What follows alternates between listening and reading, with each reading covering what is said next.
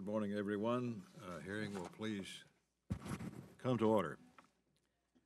Ambassador Green, thank you for being here today, and congratulations on your confirmation as Administrator of USAID. We're pleased to see you in this new role. I'm confident you will do a good job. You're back on your old hunting grounds here in the House, and we're glad to see one of us elevated to such a high position. I understand this is your first hearing since being confirmed, so let me welcome you to the subcommittee. We look forward to hearing your testimony. We will be getting underway with a hearing. I also want to recognize our ranking member of the full committee and this subcommittee as well, Ms. Loy. Mr. Ambassador, you're probably aware that this subcommittee has a history of bipartisanship. We work collaboratively toward many of the same goals, and I expect that will continue as we look to complete the appropriations process for this year. Today's hearing is appropriately entitled Accountable Soft Power in the National Interest. First, accountability. Given the difficult but necessary task ahead of us to reduce the nation's debt, all spending must be scrutinized and prioritized. As chairman of this subcommittee, I take my role in providing oversight of USAID and the other agencies delivering foreign assistance very seriously. In fact, my first hearing this year was with the Inspectors General of the State Department and USAID to identify the most significant management challenges. We must work together to ensure there is accountability for every dollar provided to USAID. That's in your best interest. It's in the interest of the people and countries that we're trying to help, and it's what the hardworking taxpayers deserve. Second, soft power. This term has gotten a lot of use in the last 10 months. The now famous quote by General Mattis that if you don't fully fund the State Department, then I need more money for ammo, sparked a real debate about the importance of soft power. The intensity of these discussions was elevated with the submission of the President's fiscal year 2018 budget request, which included a 33% cut to state and USAID operations and assistance. The committee rejected many of those cuts, but we still had to make tough choices within a reduced allocation. What is clear is the bipartisan support for continued investments in soft power, particularly at a time when diplomatic and government and development challenges have grown not only in numbers but in complexity. And finally, in the national interest. There are certain programs that are commonly recognized as beneficial to our national interest. For example, helping stabilize the economy of pro-Western government facing Russian aggression, like Ukraine, or supporting a key partner like Jordan as they work through tough economic and social challenges as a result of the conflict in Syria. However, programs that are not always as obvious can still have a positive impact for our country if they're well planned and executed, and those on the receiving end are aware the help is from the American people. For example, the President's emergency plan for AIDS relief, known as PEPFAR, does more than just save lives from the scourge of AIDS. 5 years after the program was launched, Pew Research polls showed that America's favorability was higher in Africa than anywhere else in the world. In many countries like Nigeria and Kenya, it was over 80%. That means in places where there could have been desperation, and vulnerability to extremism and radicalization, there was hope and gratitude for America's support. Mr. Ambassador, I'm sure you know that firsthand from your time in Tanzania. These examples can be found across the board in clean water programs, investments in conservation, agriculture development, education, and many more. If a country's people are healthier and more educated, if their economy is on the move, and if they have accountable government institutions based on democratic principles, that country will be more stable and the U.S. will be more secure. So we know these investments are important. That's why dozens of generals and admirals have said foreign aid is critical to U.S. national security. We also have our limits. We cannot do all things for all people, particularly when the needs are so great. Other donors need to step up and do their part. That's why we're pleased the President is focused on this issue of getting others to pay their fair share. We're seeing progress on the defense side with NATO, and Ambassador Haley is working to renegotiate our rates at the UN. Today, I'd like to hear more about what has been accomplished so far on development and humanitarian aid and what we can expect to see in the months ahead. Mr. Ambassador, we look forward to hearing your testimony on these and many other important issues. I urge you to remember this is a partnership. Congress has the constitutional duty to fund the federal government. We take that responsibility very seriously on this subcommittee. That duty does not stop with the appropriation. It also includes oversight of how your agency is organized and the execution of your funding. We'll be closely watching proposals to reorganize the State Department and USAID and look forward to a briefing and report on any changes the administration reaches a consensus. If we work together, I believe we can accomplish some great things. But I urge upon you, this is a two-way conversation. Before I close, let me take this opportunity to thank the men and women of USAID who are doing important work during difficult times, both abroad and here at home. We recognize and appreciate their service to the country. Now let me recognize my ranking member and co-partner, Ms. Lowy. Thank you, Mr. Chairman. And welcome, Administrator Green. I really want to thank you for joining us today, and I am pleased that you are at the helm of the U.S. Agency for International Development. U.S. aid is an essential component of our national security, and I am confident that you believe, as do I, that international development is critical to maintaining U.S. global leadership and protecting our national security.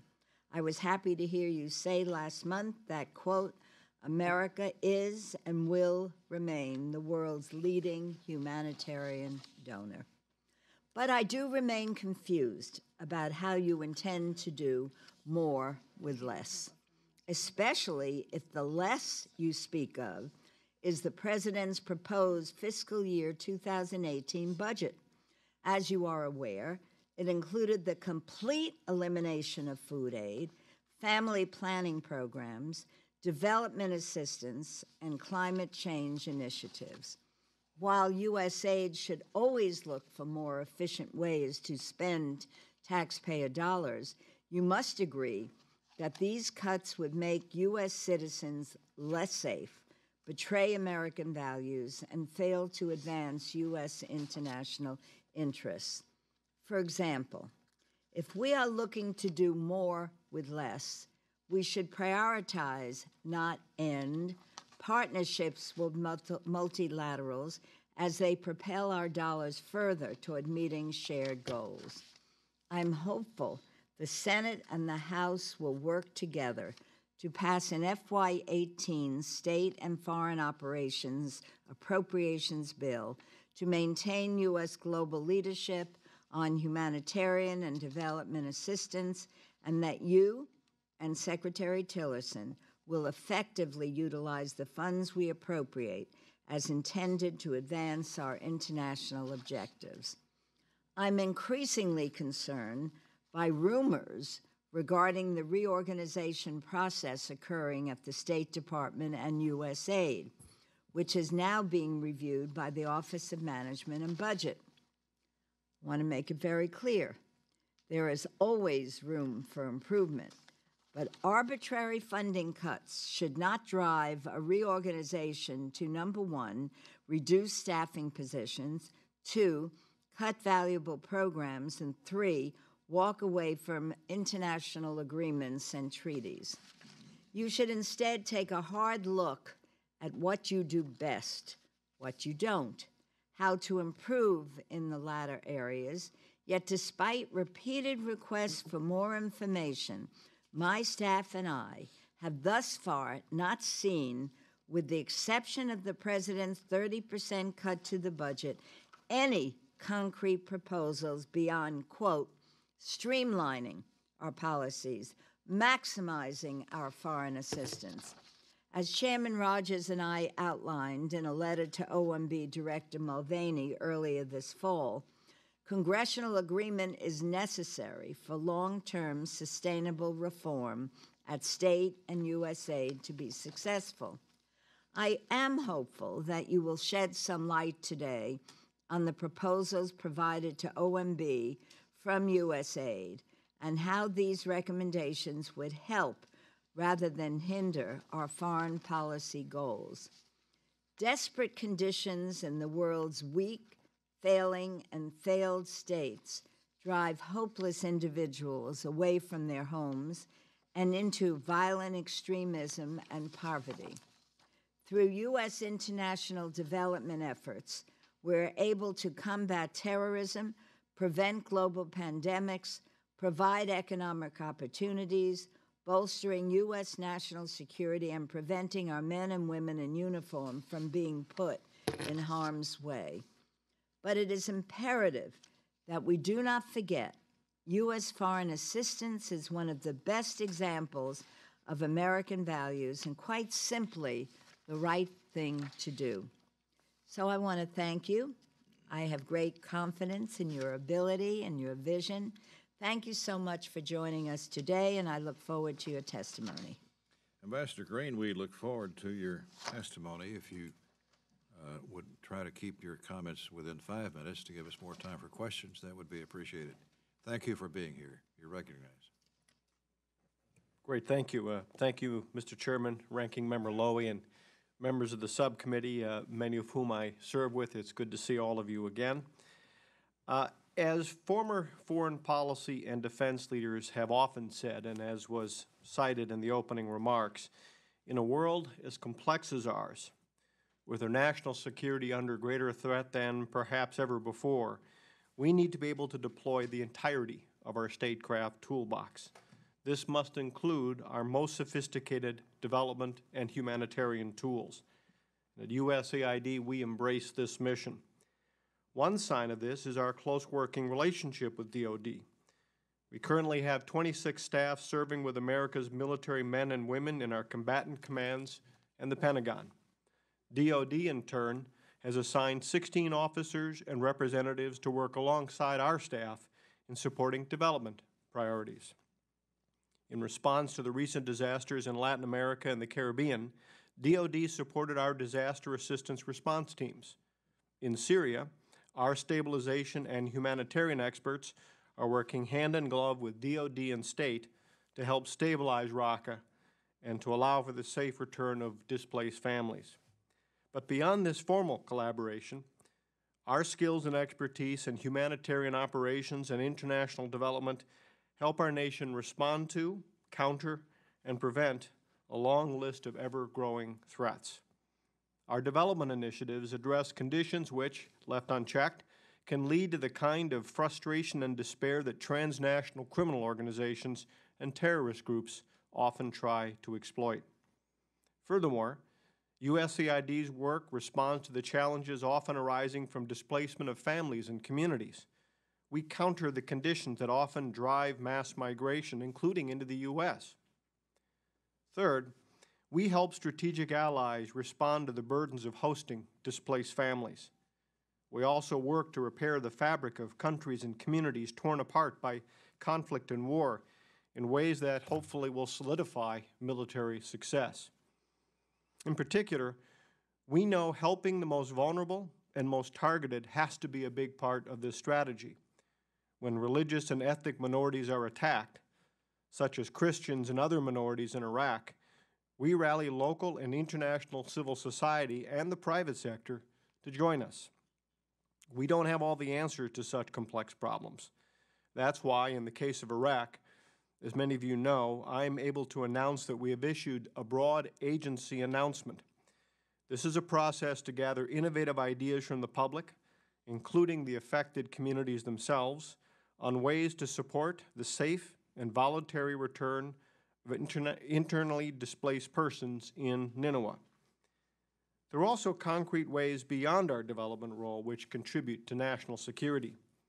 For example, USAID plays a key role in the interagency international strategy to prevent and mitigate the threat of infectious disease outbreaks, epidemics, and antimicrobial resistance under the Global Health Security Agenda. As another example, we help counter illicit activities, from trafficking in persons to trafficking in wildlife, which criminal and terrorist organizations offered leverage to fund their operations. Mr. Chairman and members, at USAID, we do take our role as stewards of taxpayer resources very seriously. To that end, we are undertaking a number of employee-led reforms that will boost both our effectiveness and our efficiency. Because responding to the growing number of humanitarian crises is a core part, I believe, of American global leadership, we are working to elevate and refine our humanitarian assistance efforts. Because we don't believe that traditional development assistance is always the most effective approach to our work, we are reinvigorating our engagement with the private sector. We aim to move beyond mere contracting and grant-making towards true collaboration with the private sector. And that means soliciting outside ideas and opportunities in program design, technology adaptation, and even co-financing where we can. As part of this, we're also undertaking steps that we hope will bring new partners to our work by reaching out beyond our relatively small group of traditional partners. Because we don't believe that assistance should ever be seen by our partners as inevitable or a substitute for what they should take on themselves, we've made clear that the purpose of our assistance should be to end the need for its existence. I'm asking our team to measure our work by how far each investment moves us closer to the day when we can explore transitioning away from a traditional development relationship.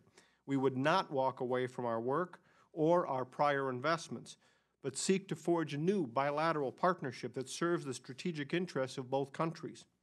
To help our partners in their development journey, we will aim to prioritize programs that incentivize reform, strengthen in-country capacity, and mobilize domestic resources.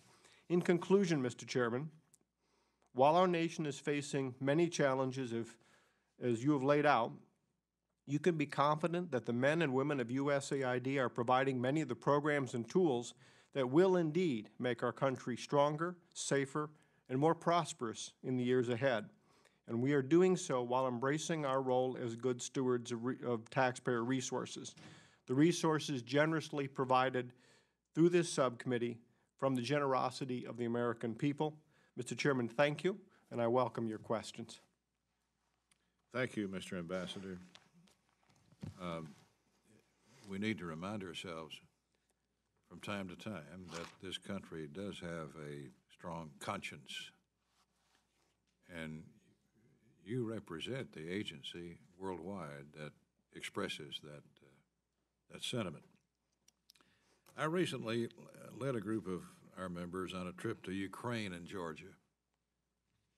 Those countries are making remarkable strides despite facing tremendous pressure and occupation from Russia. I believe their commitment to continuing reforms and improving their economies is real, but they need and want our help.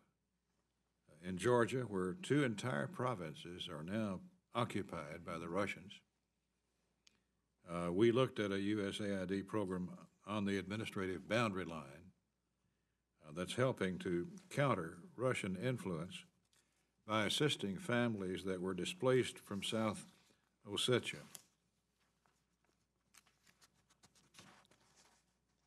This is an important time for them. It would be a mistake to pull back from these investments, and that's why we've prioritized those countries in the House bill. Just for example, in Ukraine, the current enacted level is $410 million. The 18 request from the administration was only $204 million, a cut almost in half from what we had enacted for this year. The House bill maintains Ukraine's assistance level at $410 million. A little over half is for democracy and development programs. Georgia. The 017 level for Georgia total $100 million. The 18 request is $34 million, a reduction of more than half of the enacted level.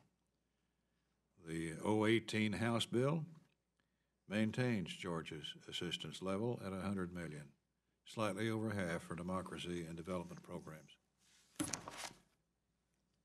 I know you have experience in this region. We met with the Prime Minister and the Speaker of the House and other dignitaries, the Foreign Minister, and so on, in Georgia.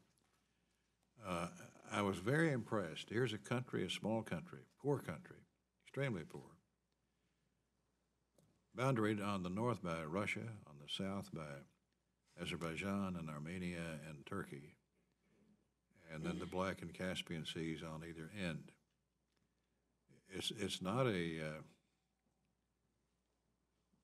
pleasant atmosphere there.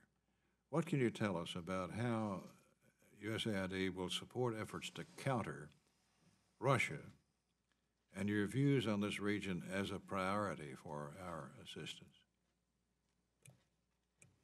Thank you, Mr. Chairman. And you're right, I do have some personal experience. I was an election observer. Actually, my first observation was in Ukraine. I think my last observation at IRI was in Georgia. So I've had the honor of witnessing both. And in both cases, like you, was terribly impressed with the work that so many are doing as they strive to look westward. I often talk about our role in walking side by side with countries as they undergo their development journeys. In the case of both Ukraine and Georgia, that journey is a Euro-Atlantic journey, which they have stated very clearly. I think it is a high priority for us to help them on that journey, and that means helping them take on really the preconditions that need to be met in order for them to gain greater membership and involvement in both NATO and potentially the EU. And so that's where I put most of our efforts. That's taking on corruption. It's one of the biggest challenges they have. In some cases, weak institutions.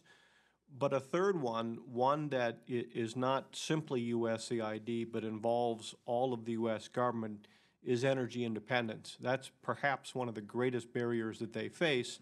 They're still largely dependent upon Russia for their energy, and that, of course, makes them very vulnerable economically. So helping them to diversify their energy is a key part of what we all seek to do. But I share your views. It is a high priority. It's one of our larger missions in Ukraine. And, of course, Georgia's long been an ally and has embraced the West. And my own view is that we should recognize that embrace and build upon it. Well, in the big part of your budget, the so-called countering Russia groups of money, there's just 2 places, to my knowledge, in the world where they're facing the Russian aggression physically now. And that's Ukraine, and now it's Georgia. We went to the checkpoint of the Ossetia province where the Russians have seized. We went to the checkpoint, and there was the Russian military encampment, which forbade any entry or exit. And the people that live there aren't able to get to their herd of cattle or schools for their children and the like because of Russian occupation. Two separate provinces of a very small country where they're facing it today. So thank you for putting focus on the counter-Russia effort. I think it's important for us, and especially at this time. Ms. Lowy? In your first address to the USAID employees, you spoke about how we could help partner countries by prioritizing programs that show measurable impact, incentivize reform, diversify our partner base, foster local capacity building, and mobilize the partner's own domestic resources. It's difficult to reconcile these worthy goals with the administration's budget request for USAID and the hiring freeze that is hamstringing your staff. Are the goals you articulated shared by others in the State Department and the White House? And what concrete steps have you taken since your confirmation to make these goals a reality? And if programmatic resources are cut, what impact would that have on your plan for the agency? Thank you for that question. First off, I believe that my views are shared throughout much of the administration. I am less than 3 months on the job, so I don't quite have all the answer, nor have I had all of the conversations. But we're being involved more and more in interagency discussions on many of the challenges that you're talking about, and I think that the opportunities grow for us to share our vision and to push our vision forward. In terms of domestic resource mobilization, it's a high priority for me. It was started in the last administration by my predecessor, modest efforts. They have proven very successful in Central America. We seek to build upon that and expand upon it. As any nation undergoes its development journey, obviously the ability to mobilize domestic resources for priorities is a key part of that. And so we can assist them in strengthening their domestic resource collection and mobilization, help them with transparency and accountability. And so that's a key part of what we need to do. We also need to bolster our private sector engagement in this time of more limited resources. And we're seeking to do that by getting the private sector involved earlier in the conversation. All too often, traditionally, we see programs constructed, and then at the last moment we reach out to the private sector and say, hey, can you help us with this? What we seek to do, as we're doing in the case of the IDPs in northern Iraq, is instead early on saying, look, this is what we see, what are your ideas? So we're hoping to get greater involvement, including by new partners in program design and even program co-financing, and we think that will make dollars go further. But make no mistake, limited resources, we'll never have enough money to do all that we want to do, but limited resources will force us to prioritize, absolutely. Will force us to stretch our dollars as far as we can, and there's no two ways around it. It forces tough choices. I know we'll continue that discussion, but I want to get to another issue. I am greatly disturbed by the reimposition of the global gag rule, particularly this administration's unprecedented decision to expand this terrible policy to all global health assistance. I want to be very clear. Lives will be lost as a result of this decision. And through our leadership on global health, the United States has saved millions of lives, earned the gratitude and goodwill of people around the world, by inserting the global gag rule into every area of our global health work: malaria, TB, pandemic preparedness, nutrition, vaccinations, and more. We undermine our effectiveness and make it harder to reach the most vulnerable, particularly women and children. We have seen that past implementation of the global gag rule has proven that it does not decrease this rate of abortions or unwanted pregnancies. And given these facts, if you could share with us the data the administration is using to justify its reimposition and expansion to all global health areas with no connection to pregnancy, I'd be appreciative. Thank you. Thank you, Congresswoman Lowy. You have made your views clear privately as well as publicly, and you and I have had some robust conversations, obviously, on the topic. What I can tell you is that we will continue to be the largest bilateral global health donor. Those resources will continue to be made. In terms of the specific issue that you pointed to, as you and I have discussed, we're in the process working with the State Department to collect data around its implementation. My understanding is that report will be brought forward to us this month, now that we're November 1st, and our commitment to you is to share that data with you when we're playing it straight, as I indicated we would, and so we'll bring that to you, to this subcommittee for review. Obviously, it's vitally important that we make sure that policies do not disrupt programming in the global health area, particularly maternal and child health, which is a commitment of not just this and the last administration, but I think the American people. I thank you, and I think my time is up, but I look forward to continuing this discussion and the ways that you can really evaluate, honestly and fairly, the impact of this policy. You have my commitment. Thank you. Mr. Dent. Thank you, Mr. Chairman, and good morning, Ambassador, Administrator, Congressman Green. Great to see you here, my friend, and the President made an outstanding choice. He couldn't have made a better choice for this position, and I'm delighted the Senate confirmed you, so well done. Your life's work is going to continue in this role, I know. Just a few quick questions. I want to touch on three issues, one dealing with engineering projects, one dealing with water security, and one dealing with Power Africa. First one on engineering. USAID funds a considerable amount of infrastructure in developing countries, but there's a concern that this is being done without proper engineering oversight. The concern was highlighted in the 2014 construction assessment report produced by USAID, which detailed about $5.6 billion in construction over a 2-year period. The assessment noted that nearly 45% of the building projects had no proper engineering or architectural oversight, which can lead to problems during construction, cost and schedule increases, and potentially structural failure. So I guess the questions are these. How is USAID looking to improve project outcomes and costs on construction projects, and could the agency do more to engage American engineering firms to help address this challenge? Thank you, Congressman Dent. In relative terms, we actually don't do that much in the way of infrastructure, not as much as we used to.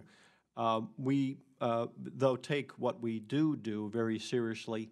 Much of it's in the Middle East, much of it's in Afghanistan, and obviously those are areas where we have to make sure that we get it right.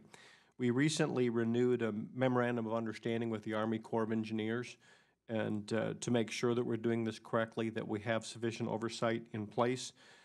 We've also developed a number of relationships which will allow us to surge our support in this area if needed.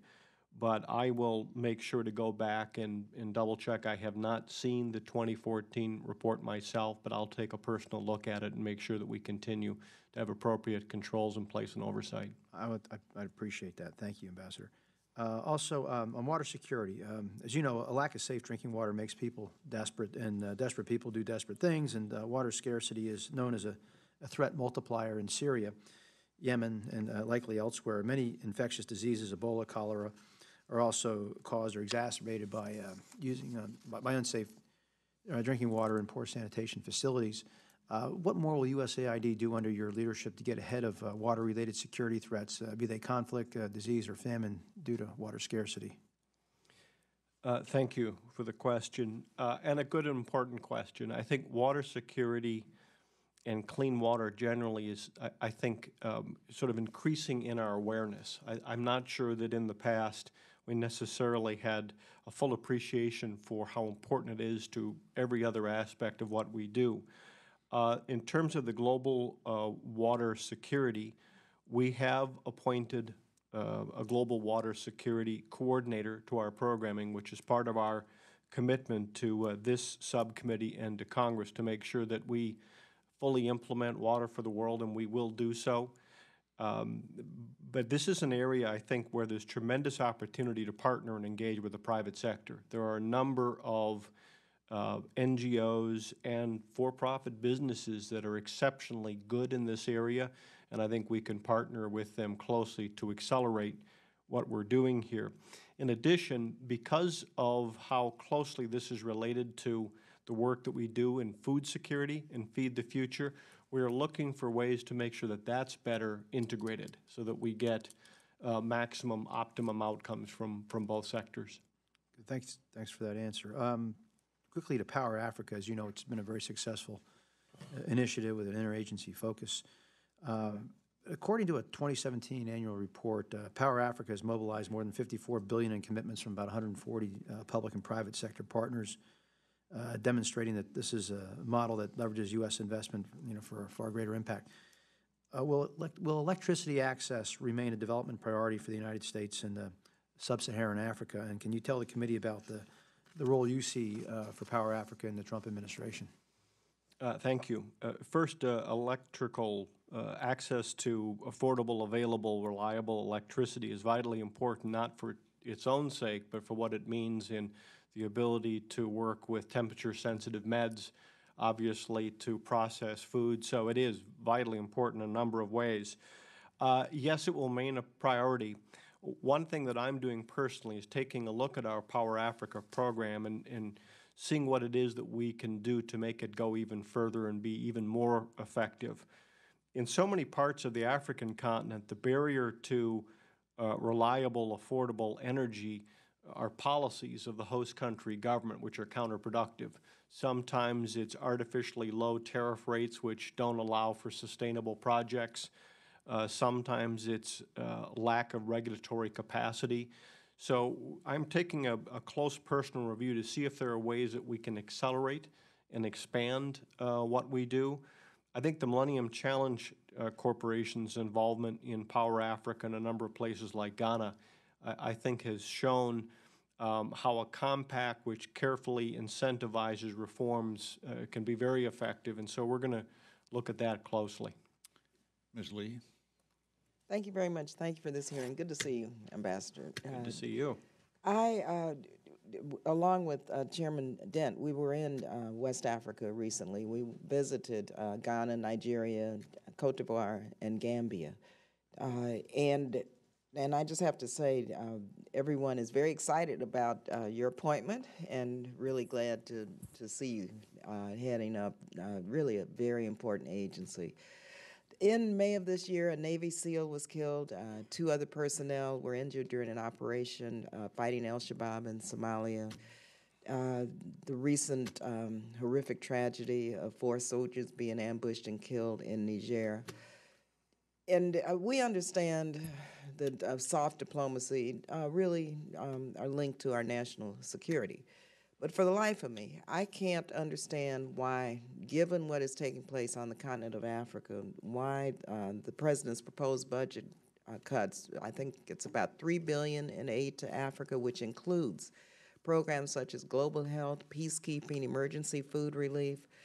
And I believe that this administration is turning its back on soft power diplomacy and humanitarian aid while increasing the military presence and overall militarization of U.S. foreign policy, and especially on the continent of Africa. In fiscal 2017, for example, Niger received over $58 million in food for peace contributions. Yet this as I understand it, program is proposed to be eliminated, the Title II program, totally. And so given what is taking place on the continent of Africa, how can we justify cutting our development assistance programs and eliminating this program, which of course is going to do nothing but create more despair and instability in an already fragile nation? And of course, we know that countries like China they're stepping in to fill the void. And here we have now, and you talk about prioritizing resources. Well, yeah, an increase of $70 billion in defense. You know, where does that come from? It comes from your budget. And so I would like to know how aggressively you push back on some of these budget cuts, recognizing the importance of your agency. Or do you agree with them? Thank you for the question. First off, interestingly, as you know, in many cases, the strongest supporters of USAID and the development sector are often the military and retired military. They don't want to do what we do, and so oftentimes it's the retired generals and admirals that are fiercest and strongest advocates. So I think they agree with you as to the importance of all of this. The first trip I took overseas as administrator was to the Horn of Africa, Sudan, South Sudan, and Ethiopia. First off, because it gave me a chance to see programs that I wasn't as familiar with. The extraordinary humanitarian needs in places like South Sudan, Feed the Future and what we're doing in resilience building in Ethiopia. So really quite important. Part of my obligation, I think, to you and to this subcommittee is to do the best I can to be truthful about what I see as the needs. And so that's a big part of what I'm doing in my almost 3 months that I'm here, is doing a deep dive look at what some of these challenges are. And I'll continue to do that. And some of the places that you pointed to are some of our biggest challenges and some of our biggest opportunities. I personally believe that the Gambia is a great opportunity where we saw democracy bloom, and it would be, in my view, a mistake to let it wither on the vine. And so I'm looking for ways to expand our work there. In Nigeria, we have this significant security challenge, but humanitarian assistance needs that are there. One thing I will say, just to help put things in context, we're the largest contributor of humanitarian assistance in the world, and no one else is even close. 29% of all the humanitarian assistance in the world comes from the U.S., and it's more than number 2 and 3 combined. The humanitarian needs are growing, and I think it's a key part of who we are in our projection of values, and a lot of it's in Africa, and we have to, in my opinion, keep that going. Okay, Mr. Ambassador, we were also in Gambia, and I know that the leadership in Gambia, they want to see more USAID presence there. Actually, we have very minimal presence, I believe, from what I remember when we were there. But also, I know that even though we're the largest contributor of humanitarian assistance, these cuts are going to create more instability. And in fact, China is going to fill in the void. And, hopefully your agency understands that these cuts are going to lead to more instability in U.S. aid countries. I mean, I can't see any alternative, and I think hopefully you can make that argument. Thank you. One point to pick up on, because of your interest in Gambia, as you know, we haven't had a mission in Gambia directly. We've worked out of Dakar, and I want to take a close look. I met with former Prime Minister Tony Blair, who has significant interests, policy interests in Gambia, and we're exploring ways to try to build some of the capacity, because I agree with you. I think it's an opportunity. Mr. Fortenberry. Thank you, Mr. Chairman. Mr. Ambassador, welcome. Let me add my voice to those who have congratulated you and seeing you achieve this position, because I know your life's work has been spent around solving complex humanitarian problems and trying to build out the systems for justice and self-sustainment. I think this is a perfect fit for you. As the chairman said, you're among friends. Everyone on this committee has chosen to be here because we do deeply understand that the ideals of USAID and the rest of America's very generous commitment to trying to solve humanitarian problems, from which we benefit both economically and culturally, but also creating international stability is essential for our national security. These are the motivating factors for everyone here. So we're partners, we're friends, and that means, of course, we ought to be in constant dialogue about how we achieve mutually shared goals. In that regard, I appreciate in your opening remarks, you raised the issue of the Nineveh Plain in northern Iraq. The difficulties of Iraq are well known to us all, but in that particular area where you had a tapestry of religious plurality for centuries, where Christians and Yazidis and Muslims and certain other religious minorities lived side by side. When you lose that, you create a vacuum in a space that is not only an impediment to justice, to allow the peoples of these ancient traditions their rightful return to their rightful homeland, but also the conditions for ongoing pluralism. And so this is why this is absolutely critical. I want to show you something. Last year, when the House unanimously passed the genocide resolution that declared what was happening to Yazidis and Christians and others to be genocide, followed then by Secretary of Kerry's announcement, there was a gentleman in the balcony who was a Yazidi from Sinjar. And this is a picture of him. He returned to Sinjar after the area was cleared, but it still was not safe. He was actually under fire and returned to his home. But next to his home was an ancient Christian church, and this is what he saw, a pile of rubble. And he fashioned a cross out of 2 wooden pieces of board that he found and put it on that ancient Christian church. And I met him afterward, I asked him why he did this. He said, these were my brothers. Again, when you lose the conditions for plurality, mutual understanding, building bridges between different people, the prospects for long-term form of healthy nationalism and peace in that very conflicted part of the world go away. So I think it's of utmost urgency, given the genocide resolution and given your agencies being on point in solving the most pressing humanitarian problems, that we move beyond, and don't get me wrong, I appreciated the fact that you emphasized and have made this a priority, but when you say we're looking for innovative ideas from a broad coalition of partners, the problem is the window of time here is very, very narrow.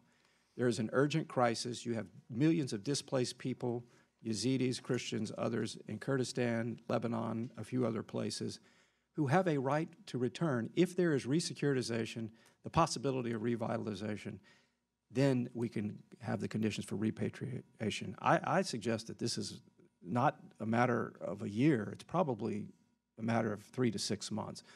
Or then the pressures for migration increase. We lose the possibility, again, of reestablishing this ancient tapestry of religious pluralism, and again, the possibility of healthy nationalism there. So my point in bringing this, and I have a couple other things I think I'll have to get to in the next round, is to suggest that there is an urgency here, and if you could further refine what we're talking about as innovative ideas from a broad coalition of partners, I think it would help. Because we by sometimes necessity, sometimes bureaucratic constructs, are slow to react, and this demands an urgent reaction. Thank you, and as you know, I share your concern. The BAA process that we've announced is actually swift, at least by bureaucratic terms. It is a matter of months. It is one among the fastest mechanisms that we have. And part of it is we want to make sure that we are able to get input from the communities themselves, and this process will allow us to do that. One of those things that I learned as I came to the job not quite 3 months ago was the depth of devastation that's taking place in the Nineveh Plain. But you pointed to the right thing. This is not a matter of singling out a minority, it's pluralism. And that's a key component of the greatness of Iraq's past and hopefully the greatness of its future.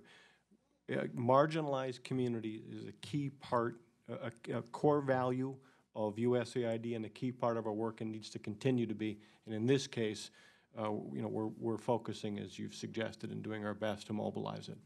I do represent the largest Yazidi community in America, by the way, and if there is an opportunity for Cornhuskers all?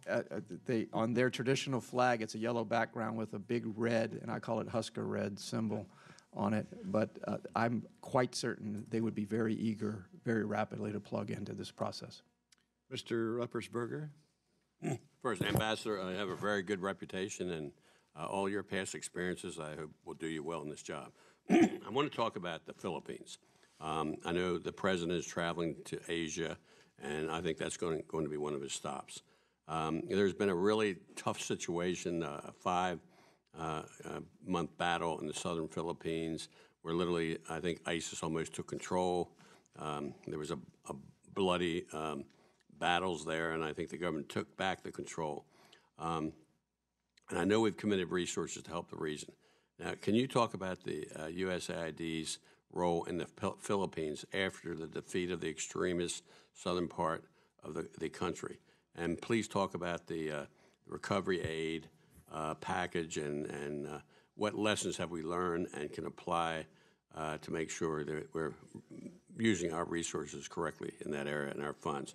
Also, the other thing is with President Trump's visit, I want to get your thoughts on the Philippines' war on drugs, the concerns raised about humanitarian abuses, and generally, what do you think of Duterte's current state of the Philippines and the United States relationship? It's going to be interesting to see President Trump and Duterte because, from my point of view, it seems sometimes they have the same type of personality.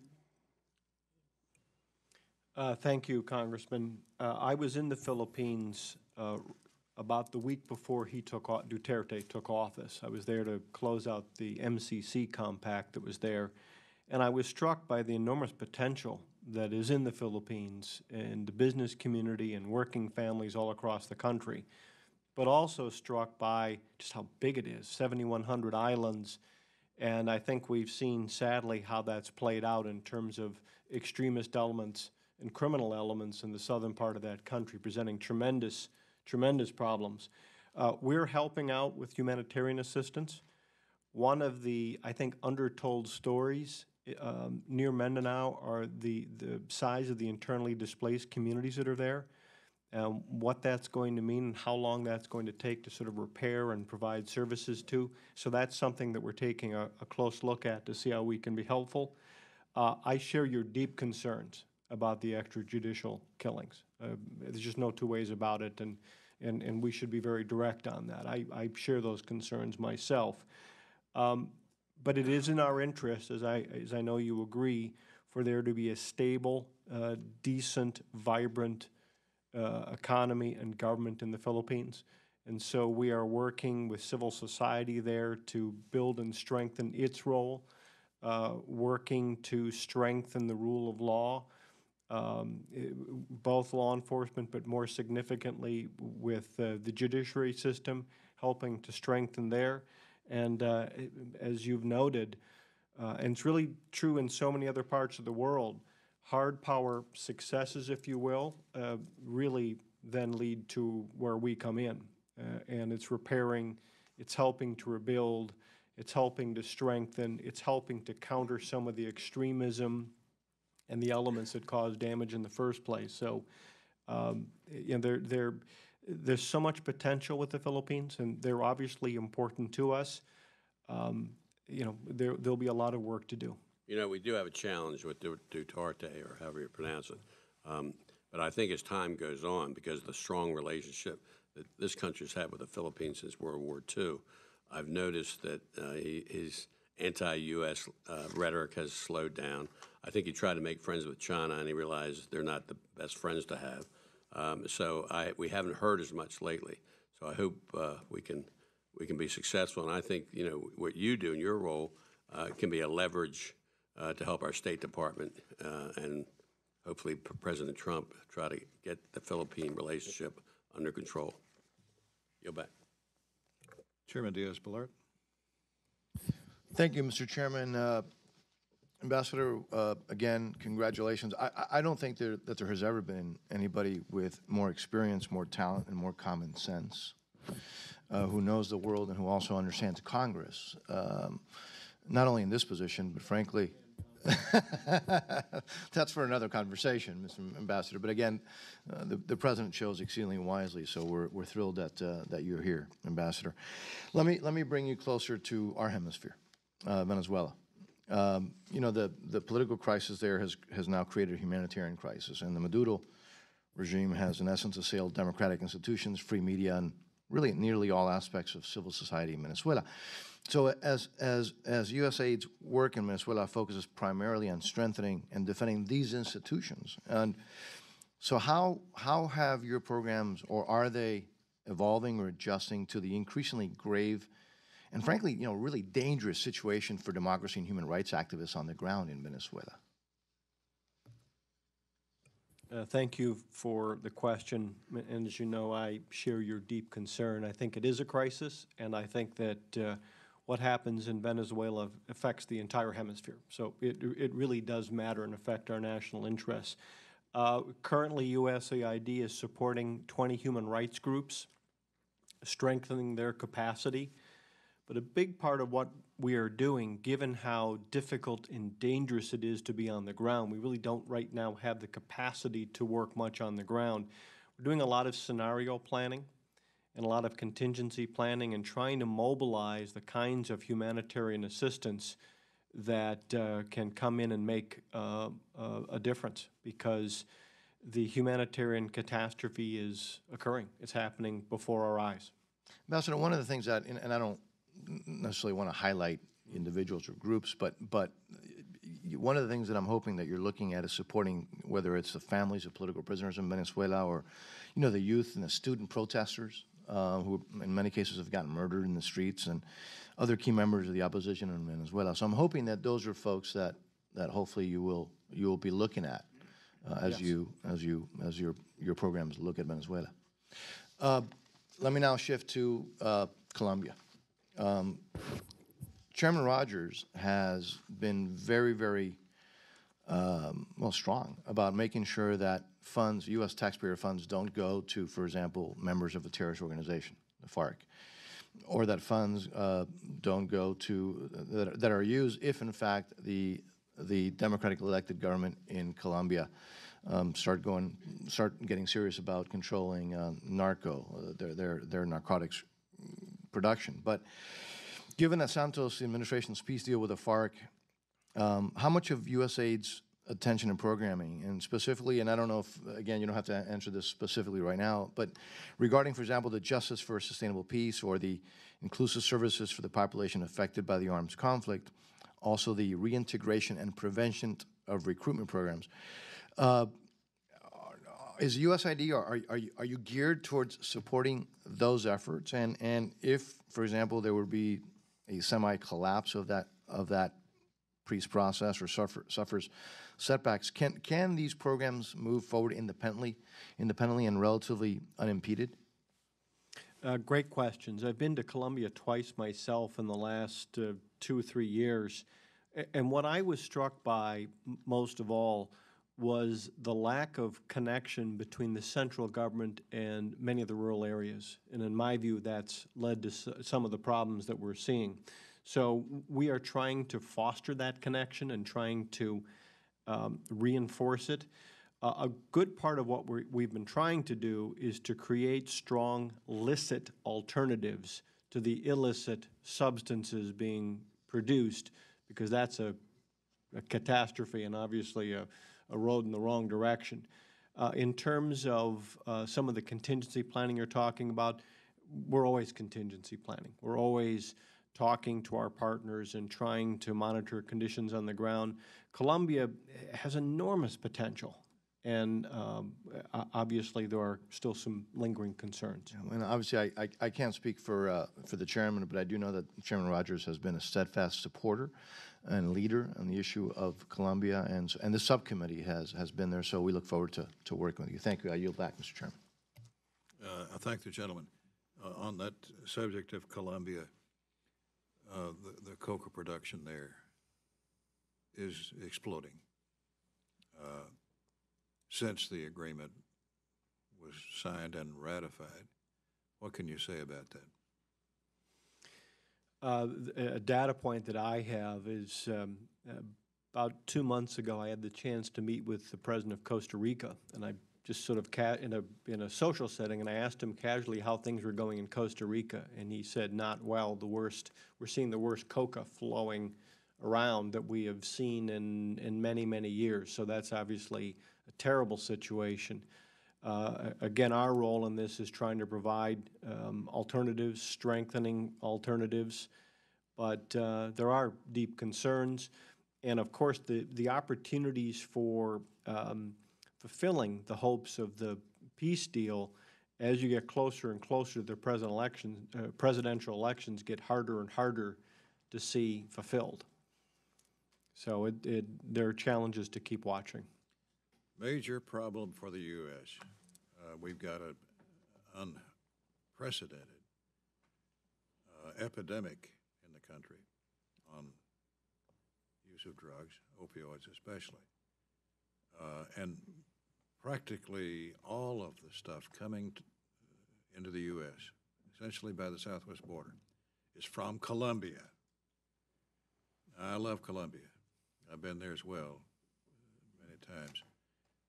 Made great progress. But this is one area that is hurting us severely that I hope we can focus on.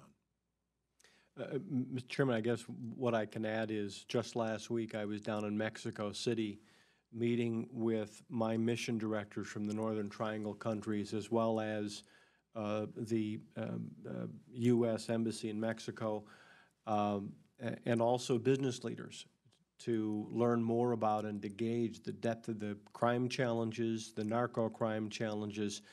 And so we are definitely focusing on this because you're right, this is a direct challenge to the national security of this country. Thank you. Mr. Price. Thank you, Mr. Chairman. Ambassador, let me add my welcome to the subcommittee.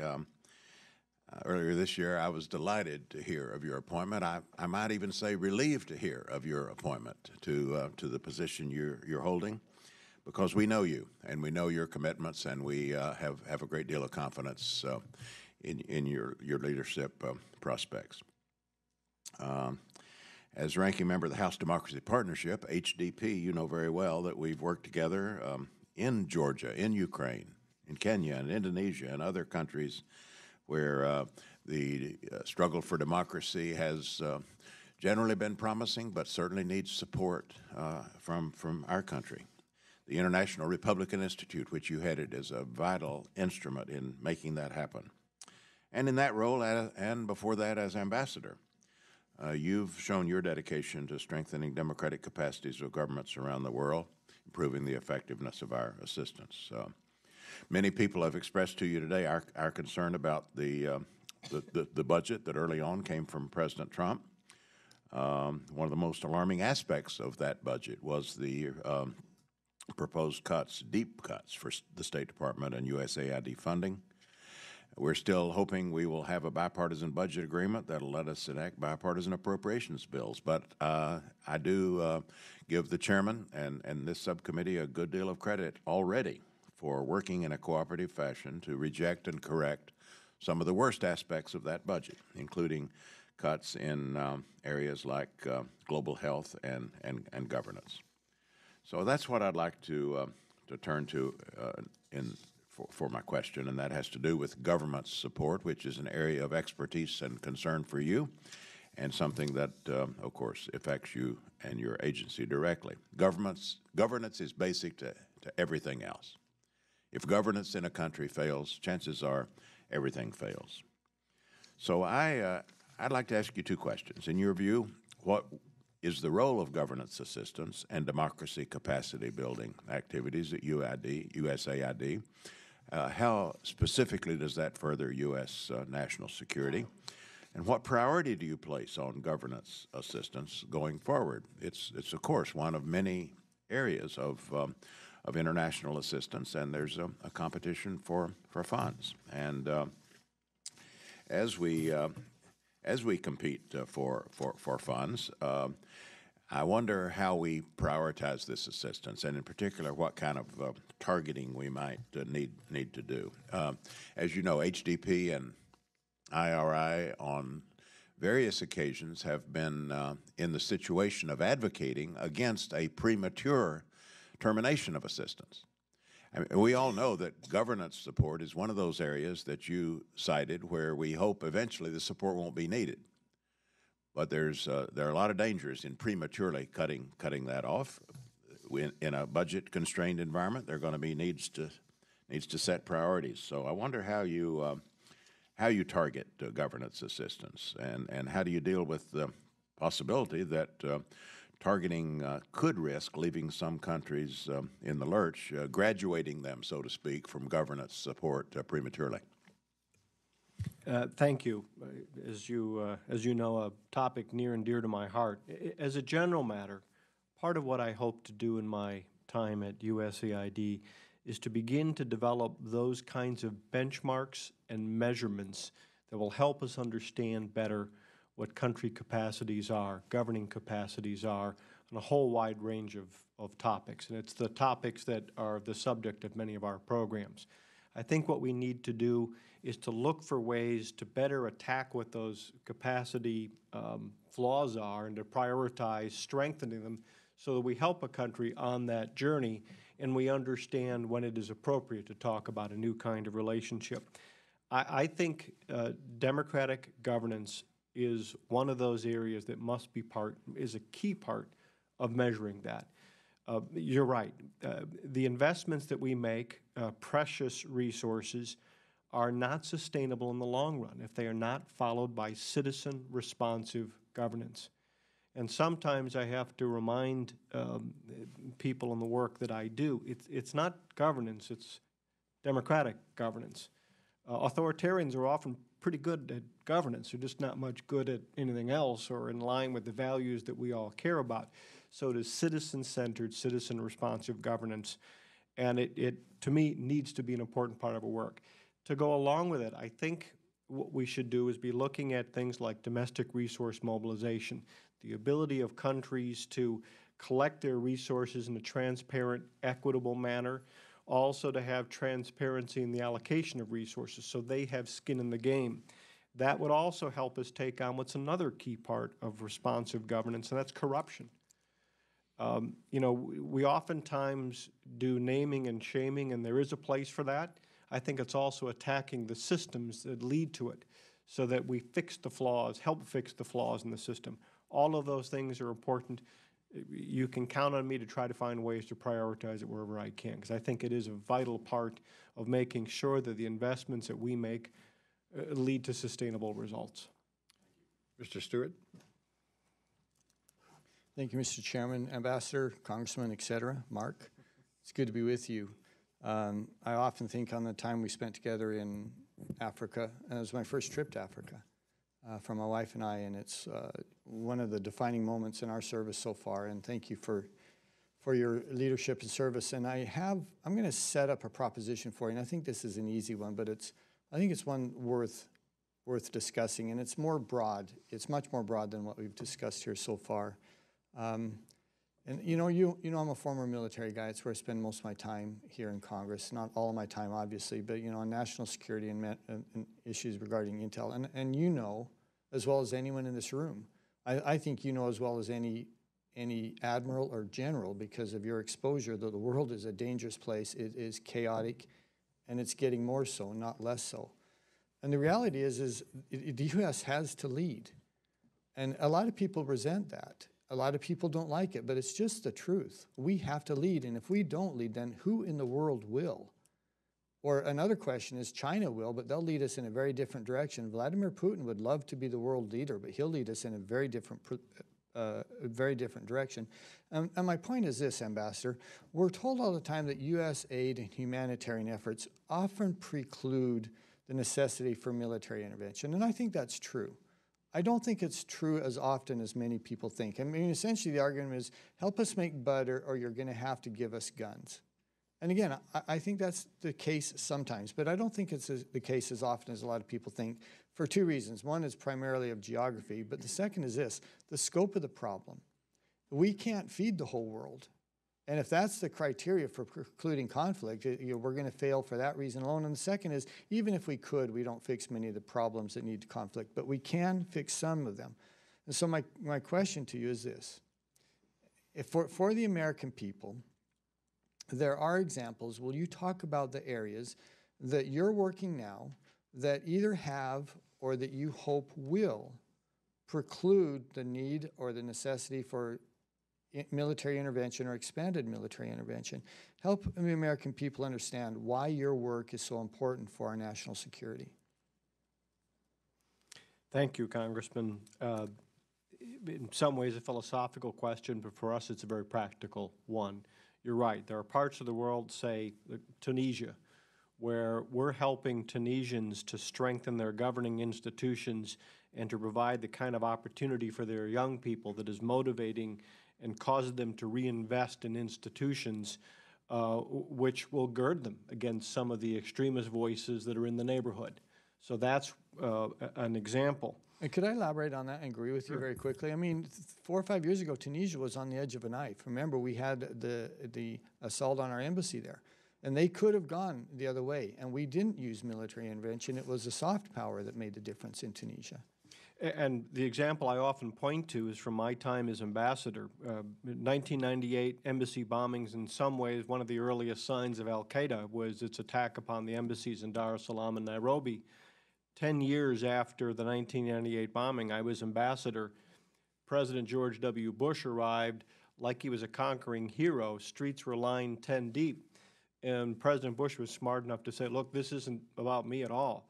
This is about all the investments that the American people made along the way to help them take on their poverty-enhanced challenges, challenges of AIDS, challenges of malaria, challenges of destitution.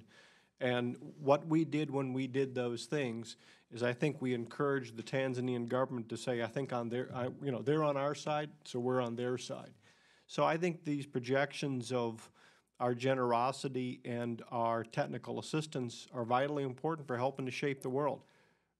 We're not perfect. We are flawed. There is no way the world gets better if we step in the shadows. You make a good point there, too, and sometimes our flaws are obvious, and sometimes they're used as a reason to degrade and degenerate against the good, and no doubt about that. And again, I know you could list others, and my time's almost up. I'll just conclude with this.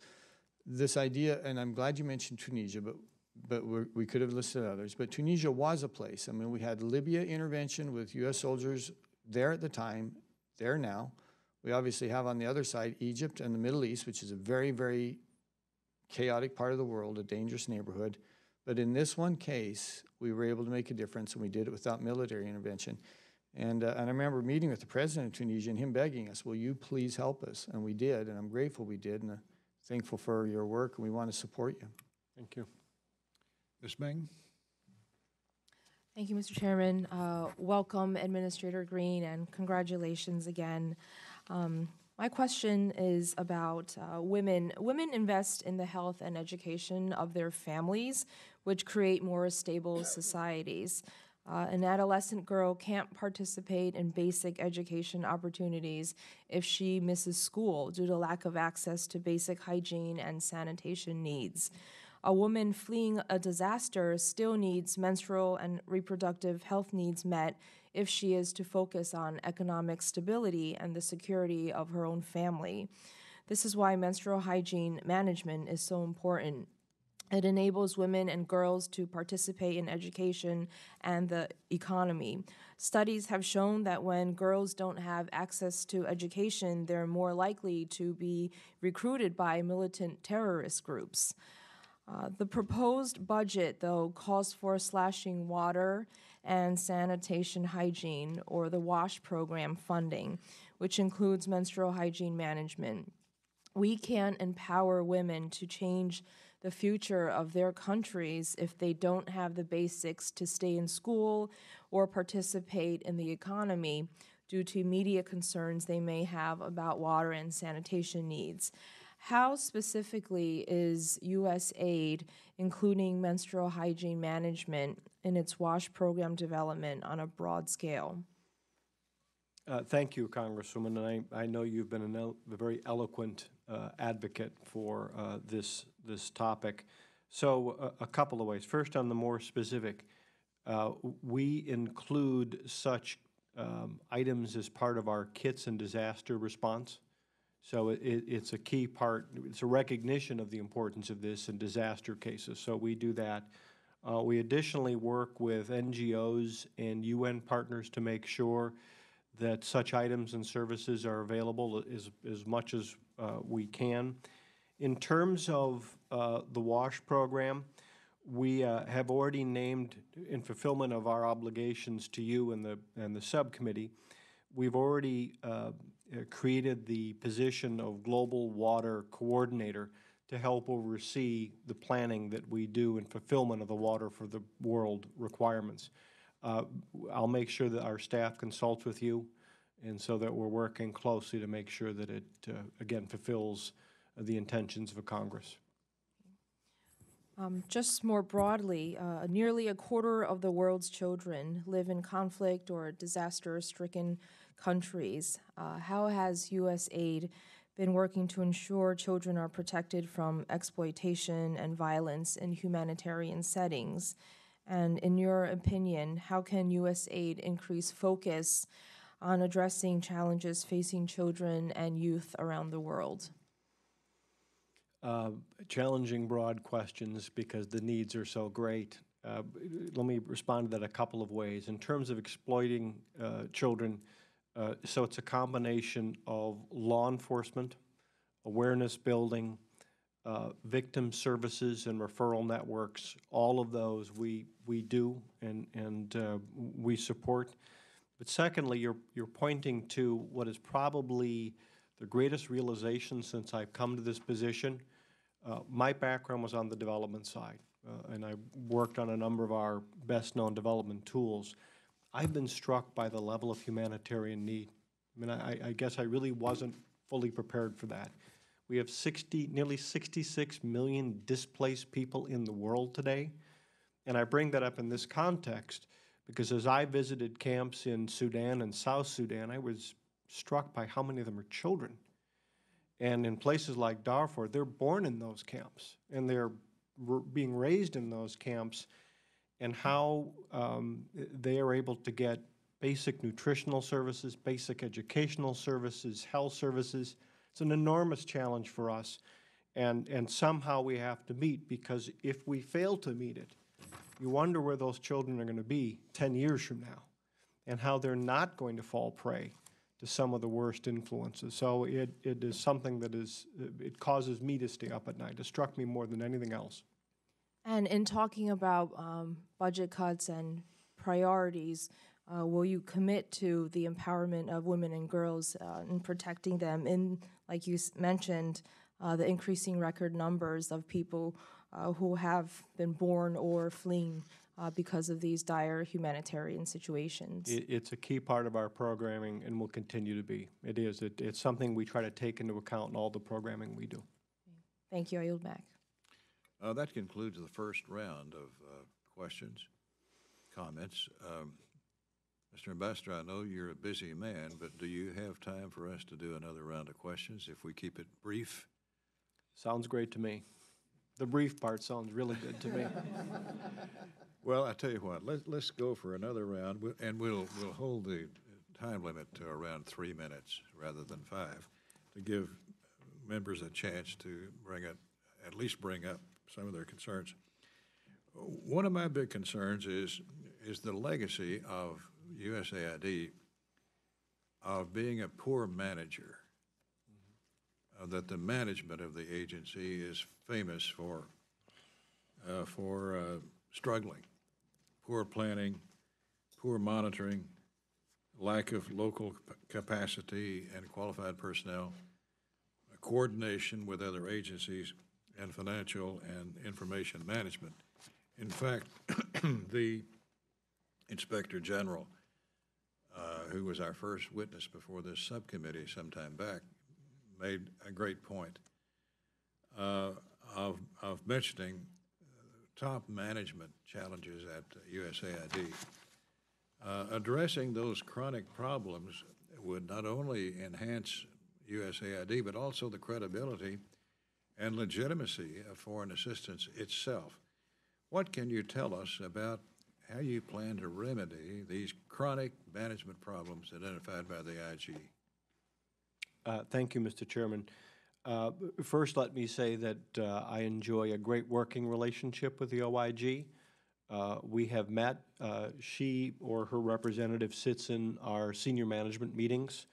And one of the first executive memos that I sent out across the agency was one with her and talking about the key role as a partner that I see the OIG playing especially as we take on issues of talking about redesign. These are key things that we need to have as part of every decision that we make. In terms of, excuse me, the recommendations that had been left unaddressed when I came in, as I believe the OIG will tell you, we are working through them deliberately and getting as many done as quickly as we can to make sure that we do this the right way.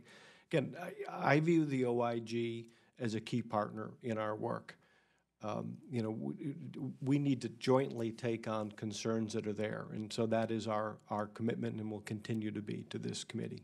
Well, I appreciate the fact that you are interested in her advice, but there's another advisor we want you to pay attention to, and it's this subcommittee and the Congress. I was just chatting with Ms. Lowy a few minutes ago. You have more discretion, larger amounts of money to disperse by your discretion than most any agency head I can think of, which is the way it should be. We should give you flexibility and give you the funds to do your chores. But in exchange, we need information and we need oversight and we need responsiveness. And the USAID has a bit of a reputation for not being able to provide information on its programs and funding in a timely and comprehensive manner. It's a real communications problem that we've had long before you came here that we're hoping that you can remedy. What do you say? Well, first off, you have my personal commitment. I will be up here all the time. As we take a look at many of the programs that we have, many of the responsibilities and authorities that you have provided, they require congressional notification. My commitment to you is congressional consultation. Coming in and informing you of choices, of decisions, is not consultation. We instead plan to be very deliberative in our discussions with you. As a practical matter, none of these things are sustainable if we aren't in a dialogue with all of you, if we aren't sharing ideas. There shouldn't be surprises, and so that's our commitment to you. On some of the steps that we've been looking at as we strengthen humanitarian assistance, I know that this committee has been briefed, and that's the practice that we plan to undertake, is briefing as often as we can. I'm personally available to come up anytime, but we want it to be a constant dialogue. It's the only way that we get sustainable outcomes. And then finally, and maybe it's because I come from this institution, a lot of good ideas out there. You know, we're trying to bring in from every part of the community, every part of this community, the best ideas we can find to take on these challenges. Every now and then it actually comes from Congress as well. So we will do our best to make sure that you're included in discussions. You know, we read a lot about and have conversations a lot about the proposed reorganization of state and USAID. Here we are 11 months into the administration, and we don't yet know even the parameters of the supposed reorganization that is being planned. This is more of passing interest. This needs to be aired out, and the Congress needs to be a part of that airing out. OMB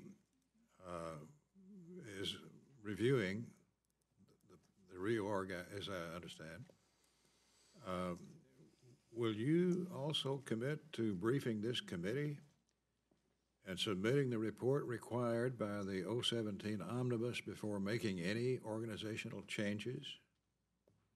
Yes, we will comply with all of the requirements of the Omnibus bill, all the congressional notifications and consultations. You can count on that. Again, we've already started that process, but want to make sure that it's a continuous dialogue, so yes. Well, you've kept it a pretty good secret from us.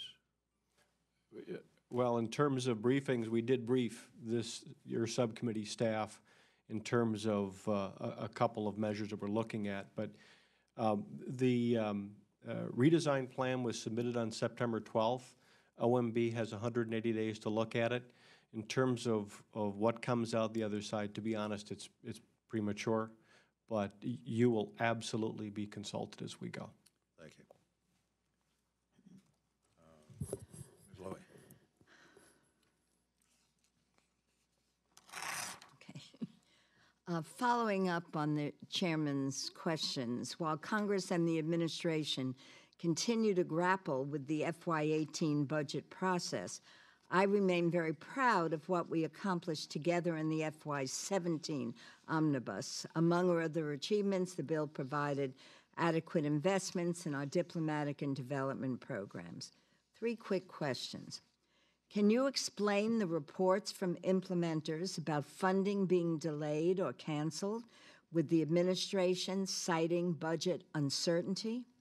I recently heard a class of USAID Foreign Service officers was abruptly canceled.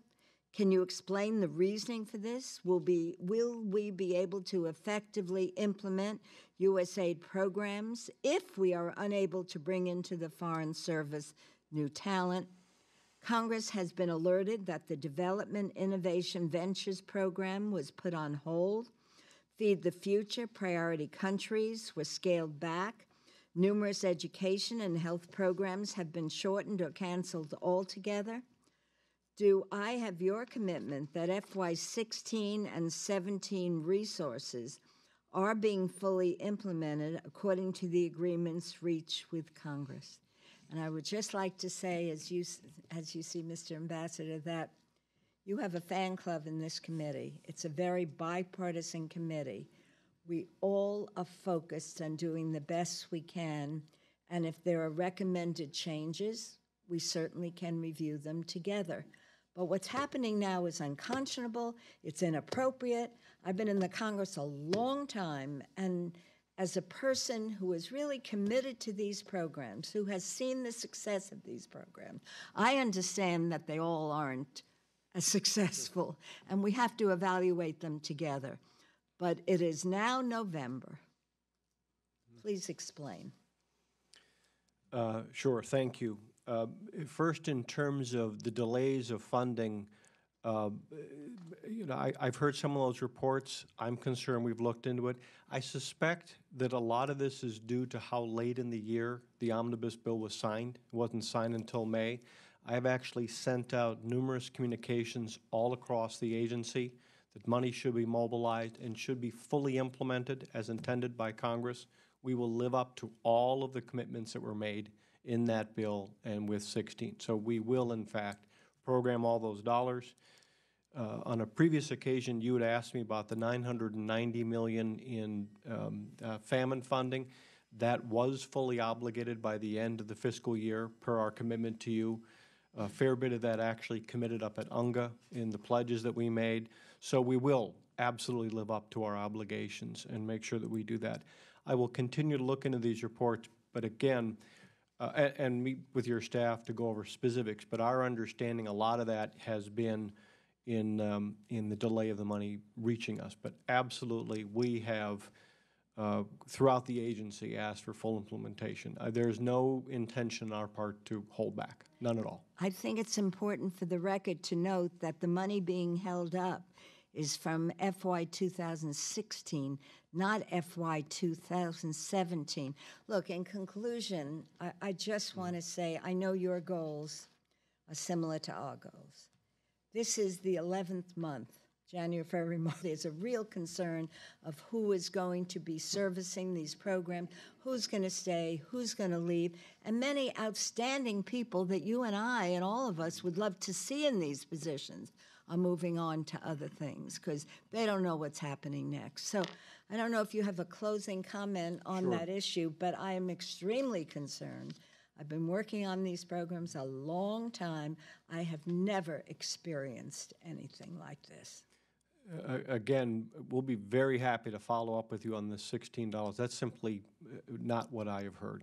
We're not going to hold anything back. There's no reason to. We will fully implement. We will follow all of the agreements struck with Congress. Absolutely. We want to see the success of these programs. I personally want to see the success of the programs. With respect to the story that you're referencing, we have not eliminated positions. We are still under a hiring freeze. As of today, we are still under a hiring freeze. Before I arrived at this position, we had asked for an exception for that class who was involved, and it was denied. And that's where that comes from. I just want to say, Mr. Chairman, as you can see from this hearing, we all have great respect for your leadership. And maybe we have to have a joint meeting for the person who is making these decisions, because whether it's purposeful or not, in my judgment, the department is being destroyed, the programs in the field are being destroyed, and we should be able to make decisions about programs that are effective, programs that are not effective, and I know we could do them together. So the fact that this is November, this administration has had since January, I think that's totally unacceptable. But I thank you again for taking on this work, and I look forward to working with the chairman and this committee with you. And if I can just add one element, I'd be very happy also to attend a meeting that we convene with some of those who have raised concerns about the financial flow, because again, there is no interest here in holding it back. These are our obligations, our commitments to all of you, so be very happy to explore that further. I thank you for your comments, and I look forward to following up with our chairman to see what next steps will be, because I know everyone who has chosen this committee is committed to its work. Thank you very much. Thank you, Mr. Chairman. Mr. Ambassador, in your opening comments, you mentioned as part of your mission is to do what we can to stop wildlife trafficking. Obviously, the loss of species is a concern, but also as it leads to terrorist financing networks and the disruption of basic important local economies and a sustained ecosystem. I want to bring something to your attention that we're working on in Botswana. There's the Okavango, which is a pristine wilderness area made possible by the highland waters that come down from Angola and Namibia. Botswana does an incredibly good job of managing this through private concessions under government authority, but clearly need to be aggressively working with both the countries of Namibia and Angola for its long-term sustainability. As Angola moves out of its difficult period, there's my understanding of a memorandum of understanding between our Defense Department and Angola. There's a new president coming in shortly. We've spoken with them. There's a group of members working on a new concept. I've spoken as well with the Namibian representatives who are also interested in this idea of a transnational conservation area. So there is a piece of legislation that is being worked now that hopefully will be introduced shortly. It would primarily potentially involve the Interior Department and Wildlife and Fisheries, but there's going to be some nexus, I suspect, with you as well. This, again, is a significant idea to think beyond national boundaries as to how you create the conditions of a holistic ecosystem which is beneficial to communities and persons, and then allows for the more proper migration of wildlife so that, again, they're sustained over time, leading to economic benefits versus just simply resource extraction, which may disrupt really an environmentally pristine area. There's also geopolitical benefits of this as well, in that we are bringing a creative, innovative, entrepreneurial vision of sustainability versus other countries that just want to pull stuff out. Bring that to your attention because this is coming your way shortly. The second issue quickly is I've spent some time studying an OPIC endeavor, Overseas Private Investing Corporation, in which they are doing exactly what you pointed out you want to explore as to how you better leverage private sector and even the private market dynamics to create sustainability of charitable or humanitarian projects. Here, OPIC participates in a private equity fund.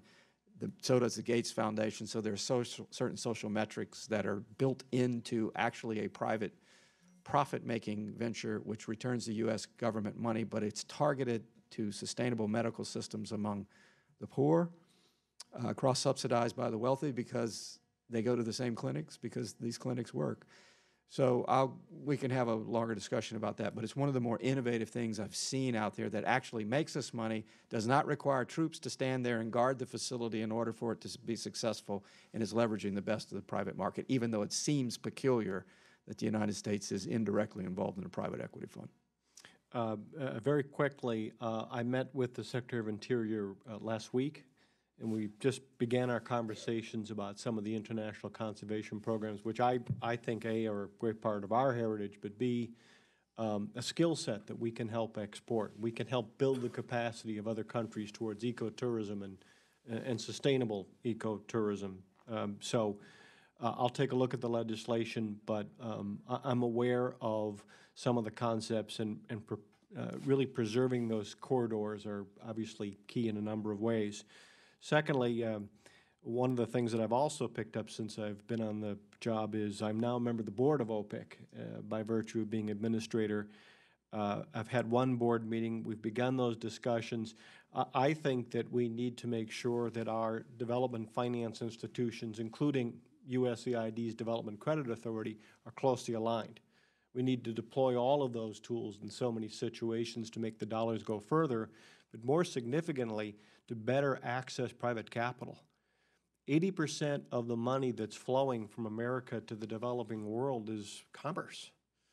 It's private commerce, it's remittances, and we need to be able to tap into those. If we don't, we're working with such a small piece of the pie, we're really not leveraging development outcomes. So it's, I think, a very exciting area.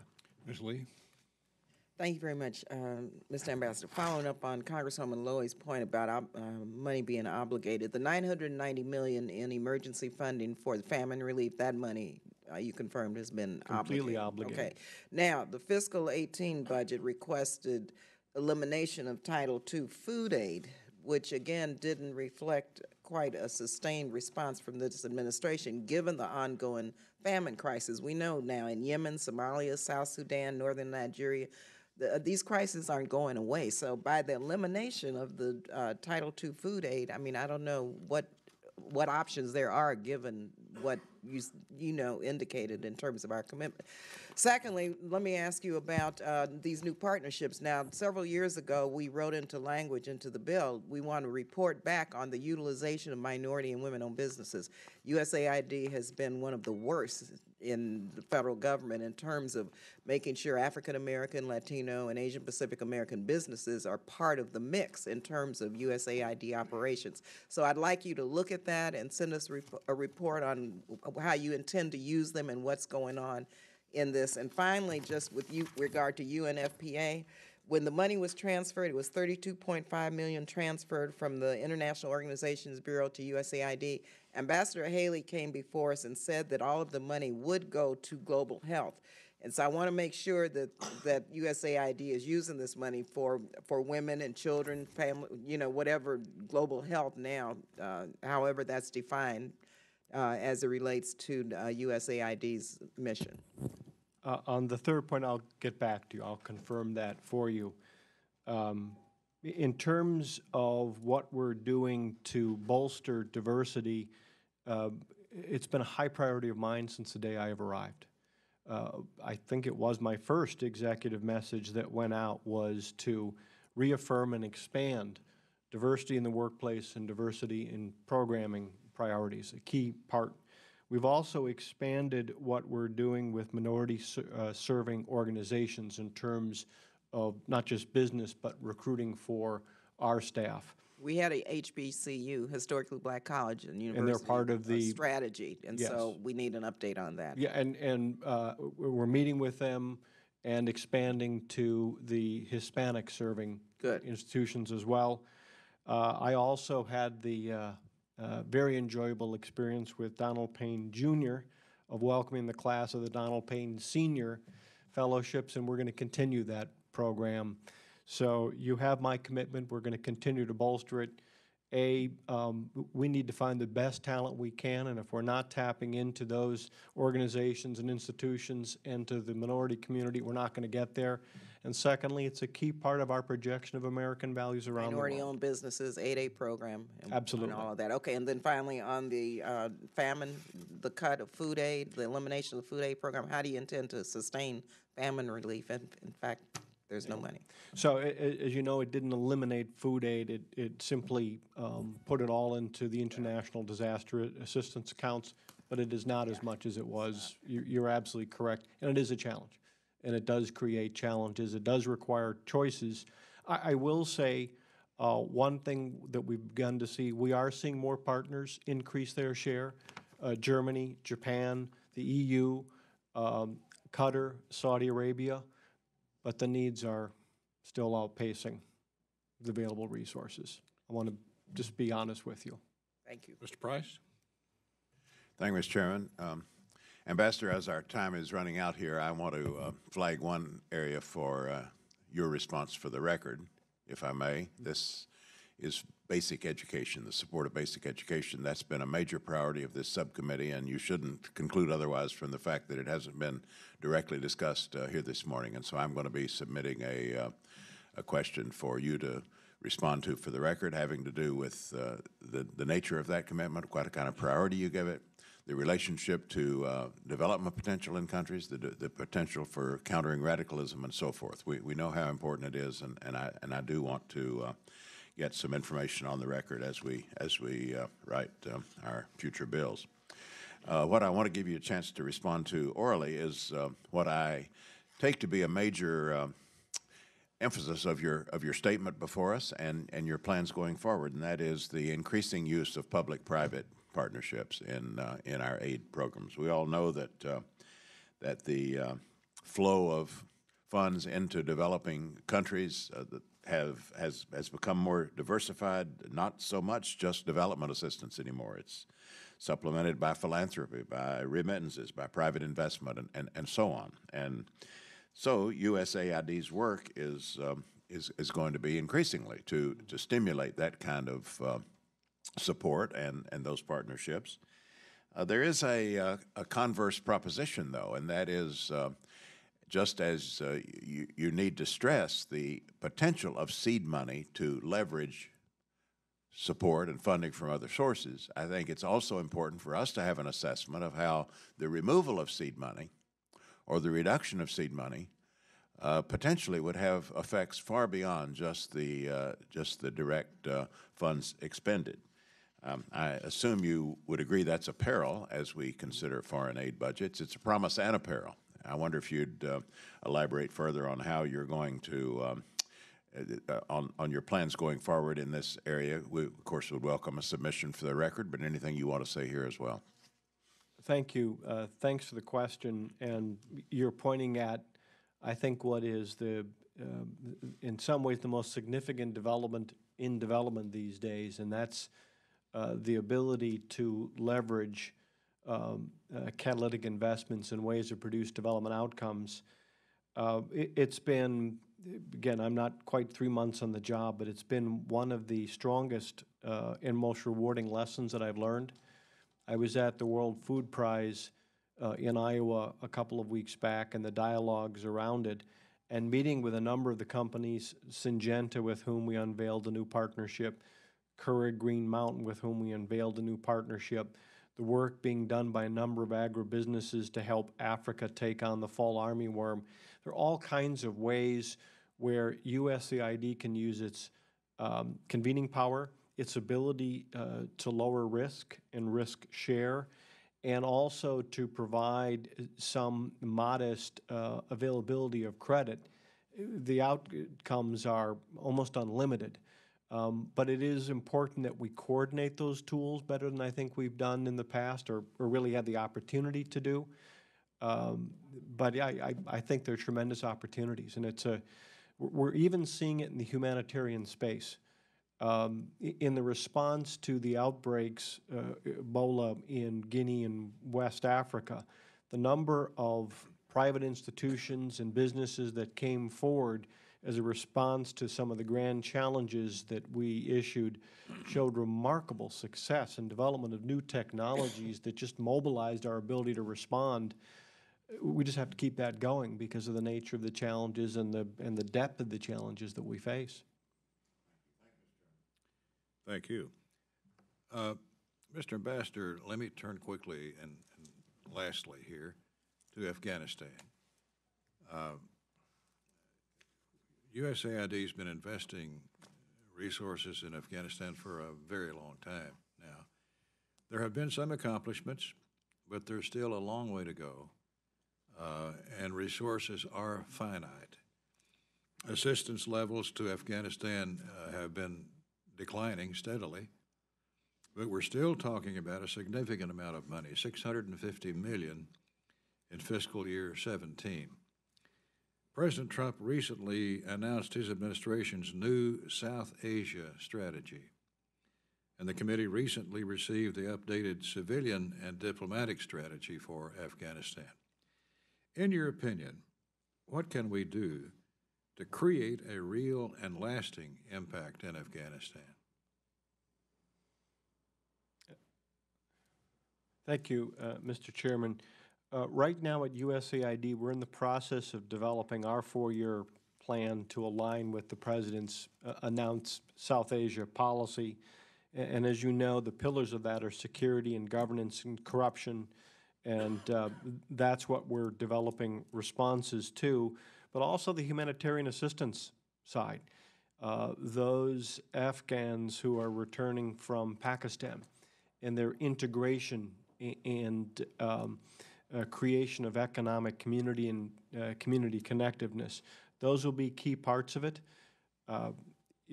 Clearly a successful Afghanistan is vitally important to the U.S. in our broad-based battle against violent extremism. But you're right. I mean, obviously patience is not unlimited, and we all need to see results and progress, and we'll share our strategy with you, but we're working on it to try to take those on. I think also looking for ways to create illicit economic opportunity and away from what we've seen, the reports of poppy growing is vitally important as well. That's in our interest. So we're developing a strategy to align with the President's policy, and we'll share it with you as it's completed. And well, we appreciate the fact that your staff and your partners are working in incredibly difficult conditions in Afghanistan, and we want to thank them for their dedication and their service.